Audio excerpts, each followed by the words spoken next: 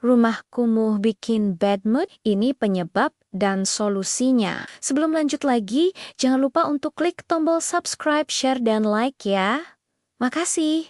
Dan kita lanjut sekarang. Halo Bunda semua. Semoga semuanya sehat selalu ya. Coba deh tarik napas dalam-dalam pas baru bangun tidur. Eh, tapi kok yang kecium malah bau tumpukan cucian atau debu di atas lemari yang sudah setebal kasur lipat ya. Fenomena rumah berantakan alias kumuh ini lagi rame banget dibahas di berbagai artikel psikologi. Salah satunya dari Psychology Today yang bilang kalau lingkungan fisik itu cermin langsung dari kesehatan mental kita. Makanya kalau rumah kayak kapal pecah, jangan kaget kalau perasaan kita juga ikut remuk. Kita tuh penting banget bahas ini karena di zaman serba cepat begini, stres itu asalnya bukan cuman dari cicilan atau omongan tetangga sebelah, tapi bisa jadi dari barang-barang yang numpuk, nggak jelas di sudut ruangan yang bikin mata sepet dan hati makin panas. Bayangin saja, kita baru mau duduk cantik sambil minum teh hangat. Tapi di samping kita ada tumpukan baju yang tingginya sudah ngalahin Gunung Merapi. Belum lagi mainan anak yang berserakan di mana-mana, kayak ranjau darat yang siap meledak kalau terinjak. Kondisi rumah yang berantakan itu sebenarnya racun buat suasana hati. Karena otak kita dipaksa buat memproses informasi visual yang terlalu banyak dalam satu waktu. Persis kayak memori ponsel yang penuh gara-gara grup WhatsApp keluarga yang isinya video ucapan selamat pagi. Terus, kalau rumah berantakan, hormon stres alias kortisol itu naik drastis. Jadi jangan heran kalau kita jadi gampang marah sama suami, padahal dia cuma nanya letak kaos kaki yang sebenarnya ada di depan matanya sendiri. Penyebab utama rumah jadi kumuh itu seringkali karena kita merasa sayang banget mau buang barang, padahal itu wadah plastik bekas bumbu dapur sudah menumpuk sebanyak koleksi tas branded para selebriti. Kita sering terjebak dalam pemikiran kalau barang itu bakal berguna suatu saat nanti. Padahal kenyataannya barang itu cuma jadi sarang laba-laba dan tempat persembunyian cicak yang hobi lewat depan muka kita. Selain itu, kebiasaan menunda-nunda pekerjaan rumah juga sering jadi biang kerok utama kenapa rumah terasa makin semrawut dan kepala ikut sumpel. Misalnya piring kotor yang awalnya cuma 1-2 habis makan siang, lalu dibiarkan begitu saja dengan pikiran, nanti aja sekalian banyak biar cucinya sekali kerja, tapi tahu-tahu besok paginya wastafel sudah penuh sesak seperti zona bencana kecil di dapur. Piring, gelas, sendok, wajan, sampai bekas bungkus camilan bercampur jadi satu. Membentuk formasi piramida yang kalau tersenggol sedikit saja, bunyinya bisa bikin satu RT kaget luar biasa. Belum lagi aromanya yang mulai misterius, campuran antara sisa sambal, kuah mie instan, dan entah lauk apa dari 2 hari lalu yang sudah berevolusi jadi makhluk baru. Akhirnya pekerjaan yang sebenarnya bisa selesai 5 menit malah berubah jadi tugas berat yang menguras tenaga dan mood. Baru lihat tumpukan cucian piringnya saja, rasanya sudah pengen pura-pura lupa kalau dapur itu milik sendiri. Dan lucunya, semakin ditunda, semakin besar rasa malasnya. Ini yang sering terjadi di banyak rumah. Bukan karena orangnya malas total, tapi karena kebiasaan sebentar lagi yang terus diulang sampai pekerjaan kecil berubah jadi gunung masalah rumah tangga. Belum lagi masalah barang yang nggak punya rumah tetap, jadi semuanya diletakkan di atas meja makan, sampai meja itu nggak kelihatan lagi fungsinya buat makan. Malah jadi tempat penyimpanan serbaguna dari mulai obeng sampai bon belanjaan tahun lalu. Padahal rumah yang berantakan itu bikin kita jadi kurang produktif dan gampang merasa lelah.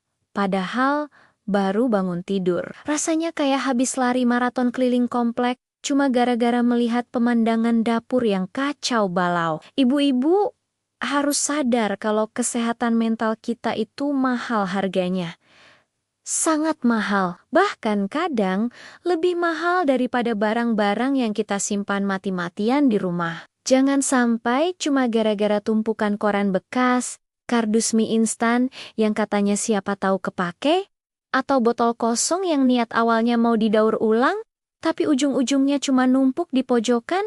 Kita malah hidup dalam stres setiap hari. Rumah jadi sempit, mata capek lihat berantakan, hati ikut sumpek, dan kepala rasanya penuh terus dari pagi sampai malam. Kadang tanpa sadar, barang-barang yang terlalu banyak itu bukan cuma memenuhi rumah, tapi juga memenuhi pikiran. Baru bangun tidur, sudah lihat berantakan.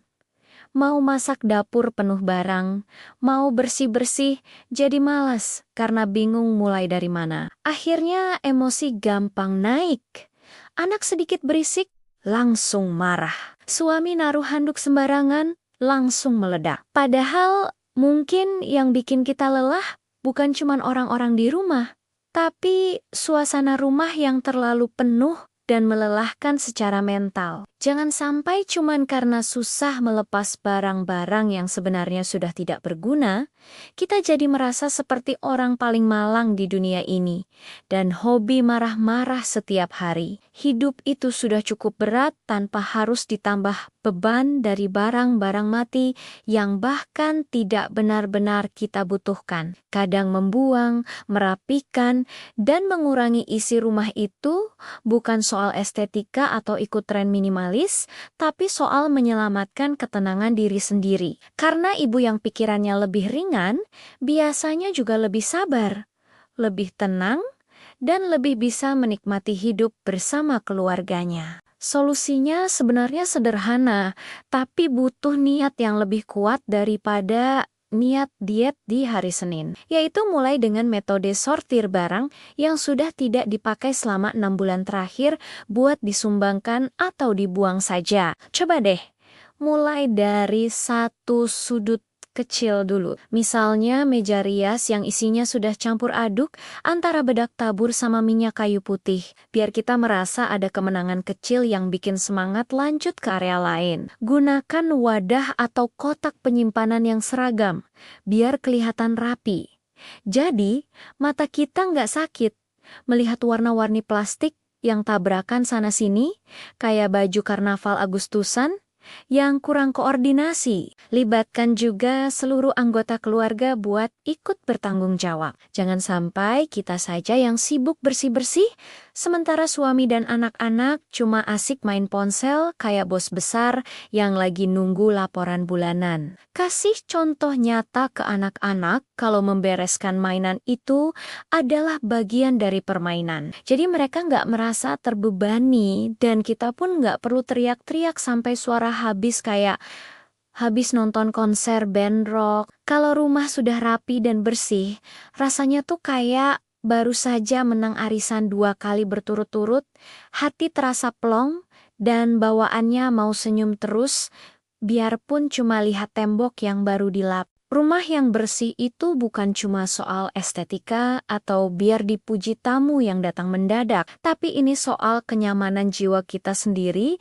sebagai ratu rumah tangga yang setiap hari berjuang di sana. Jadi kalau merasa suasana hati lagi mendung, padahal matahari lagi terik, coba tengok sekeliling ruangan. Mungkin memang sudah waktunya kita melakukan pembersihan besar-besaran biar energi positif bisa masuk lagi. Mari kita bangun optimisme.